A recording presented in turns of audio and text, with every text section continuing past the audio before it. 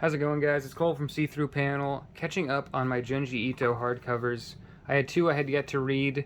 This is the first in order, so it's The Liminal Zone, published by Viz Media, obviously written and drawn by Junji Ito, and retailing for $20 US. The art on the dust jacket is very good and nice color art. Very Colleen Doran inspired kind of jewelry, looks like to me. But I'm not a big fan of dust jackets while reading a book. They're nice when it's sitting on the shelf, I guess, but so the art on cover on board is fine for me. It details two scenes of two stories that are presented in this book, of the four that are presented in this book. And as always, I'm not going to be spoiling anything. I'm just going to be talking surface level plot, what I think about the art, and most importantly and firstly, why I think this is a really awesome next step in Junji Ito's storytelling and the way he paces and constructs his stories. And that's kind of shown off. Before I get a little aside, keep this style in mind. He's been doing this a lot more lately, this soft dot inky, I don't even want to try and describe it, but you can see what I mean and how it's a little different from his usual style. Always using very human features like eyes or mouths or eyelashes.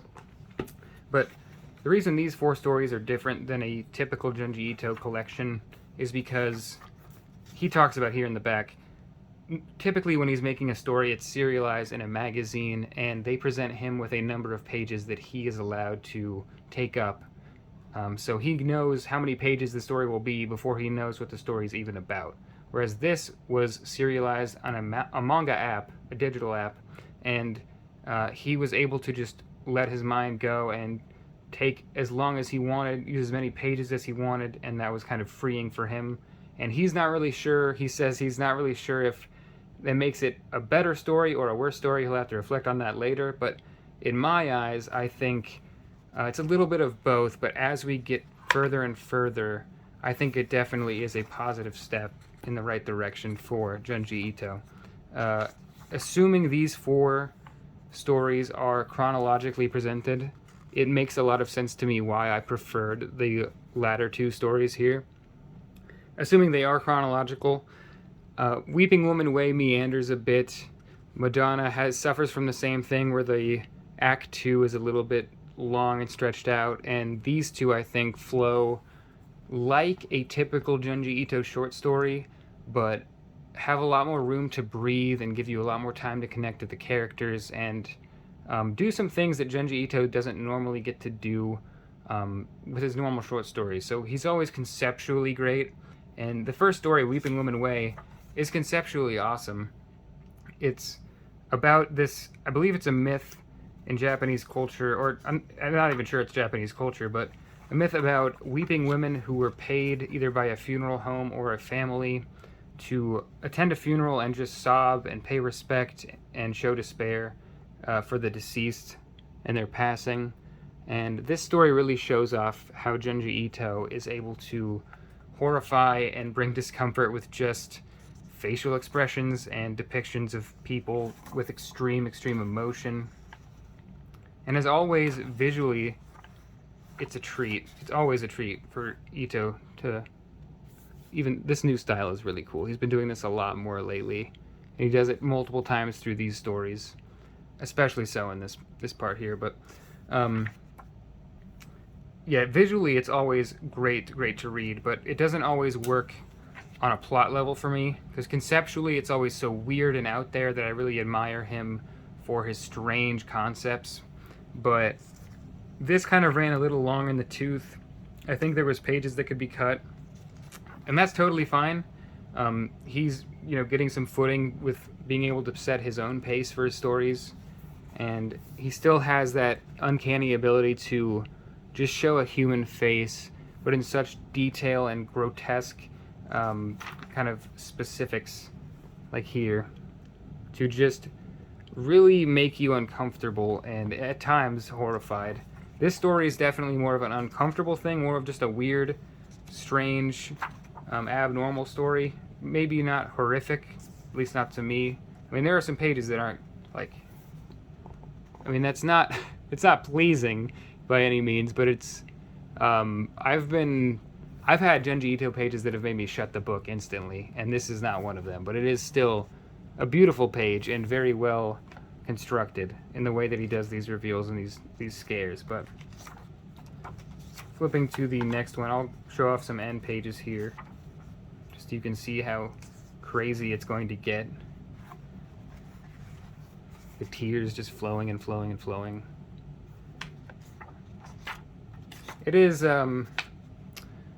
not one of my favorites, but definitely not one of my least favorite stories. I think it's just overshadowed by the other stories in this book.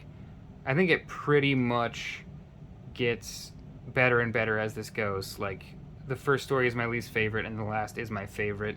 Madonna is a story of a Christian school with a headmistress who is very uptight and a husband, I think principal or a priest, the principal, I believe. Yeah, board chair and principal, who's a real creep, and just it's a women's school, a girls' school, and so you can see how that's going to be just uncomfortable. And that's a new level of Junji Ito storytelling for me, because usually it's pretty, I don't want to say, it's like young adult friendly. It's horrific and really gross, but he doesn't allude to any violence or sexual violence often. It's usually like some supernatural things that, it's often not even people hurting people. That's definitely still present in his work, but it's often a supernatural force hurting people. But in this story, it is a creepy principal, just alluding to some really gross stuff, and a uptight headmistress who is the wife, and she is pretty well aware of that.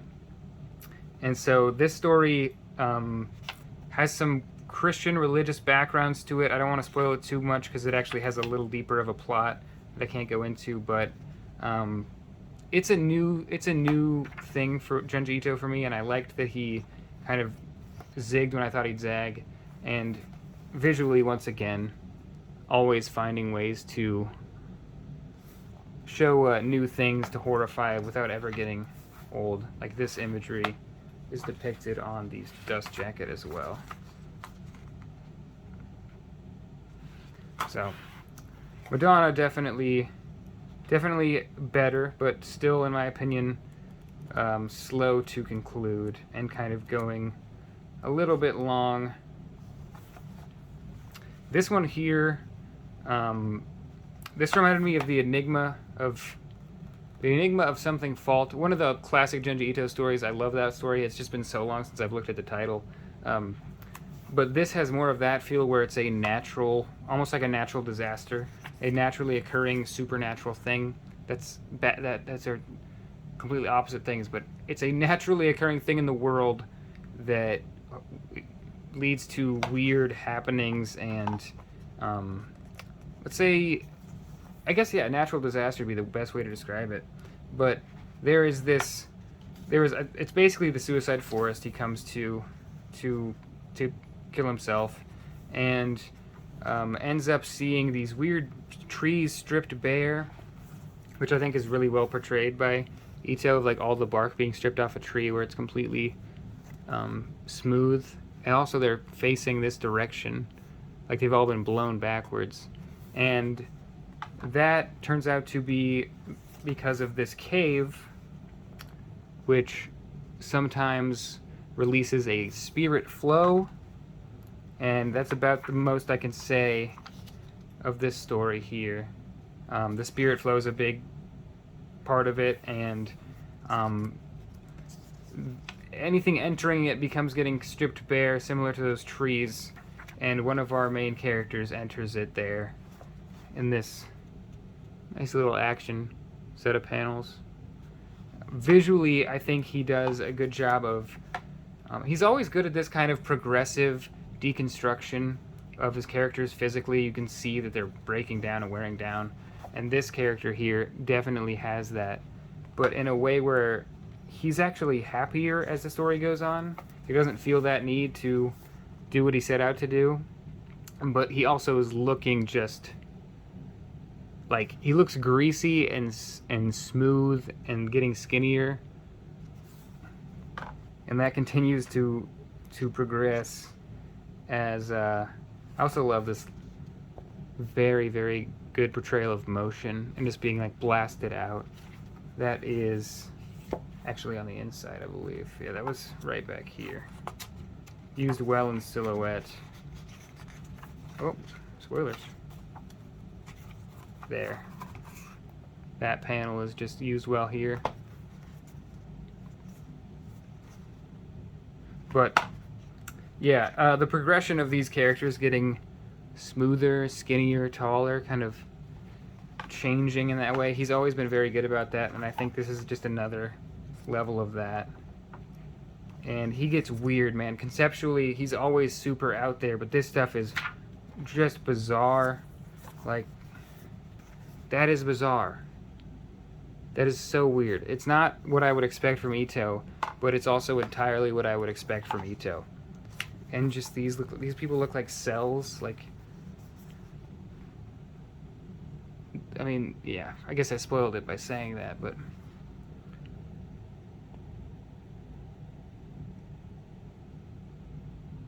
just visually insane.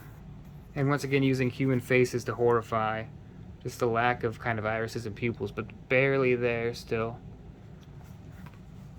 I'm never really bothered by Ito's reuse of the female face or the male face. He kind of has a samey look to a lot of his characters, but usually they're different enough, and I'm really not here for that. I'm here for the strange, out there, bizarre concepts.